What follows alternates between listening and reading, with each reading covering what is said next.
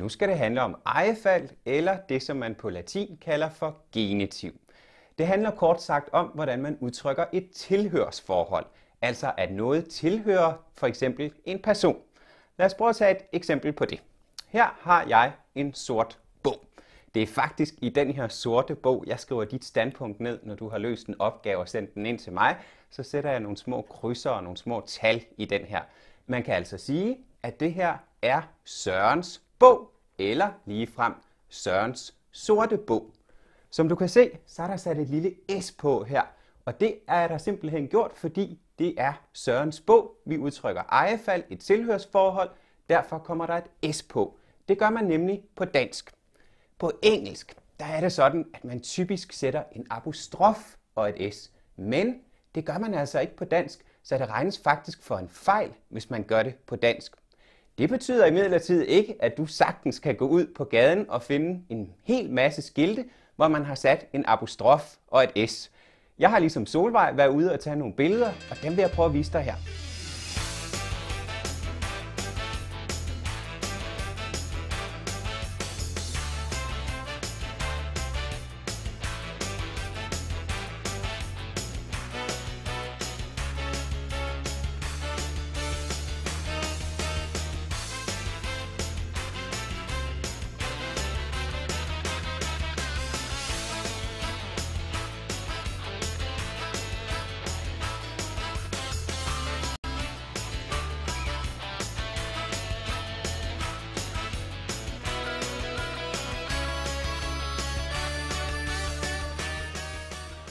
Jensens Bøfhus. Der har du garanteret været inde og spise bøffer med din mor og far. Som du kan se, så har de sat en lille apostrof og et S, og det er altså en fejl.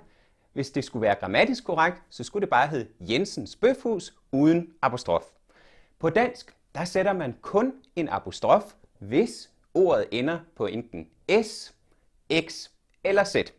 Lad os prøve at tage et lille eksempel på det. Jeg tror, jeg vil kalde på min smukke assistent Doris og bede hende om at komme herind på scenen. Doris er næsten lige så heldig som jeg er, for Doris har en bog. Og Doris, hun ender på S, og derfor så skal vi bruge vores regel om apostrof. Så lad os nu prøve at se, hvordan vi kan gøre det. Der er nemlig hele 2 måder, man kan gøre det på. Så hvis Doris starter med at tage sin bog op, så kan du her se, at der står Doris' bog. Vi har sat en apostrof og et S. Sådan kan man lave ejefald, hvis et ord ender på S. Men man kan også gøre det på en anden måde. Nu vender Doris sin bog om. Man kan nøjes med bare at skrive Doris, apostrof og så bog. Så sådan kan man altså danne ejefald, og jeg anbefaler selvfølgelig den sidste, fordi det er meget nemt, og jeg synes egentlig også, det ser pænest ud. Synes du ikke også det? Vi siger tak til min assistent Doris. Altså en helt klar huskeregel.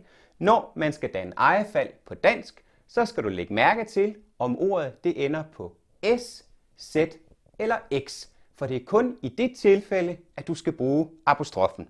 Lad os lige slutte af med nogle eksempler her på tavlen ved siden af mig. Det hedder altså Solvejs cykel, Peters værelse, æblets farve, men Lars' cykel.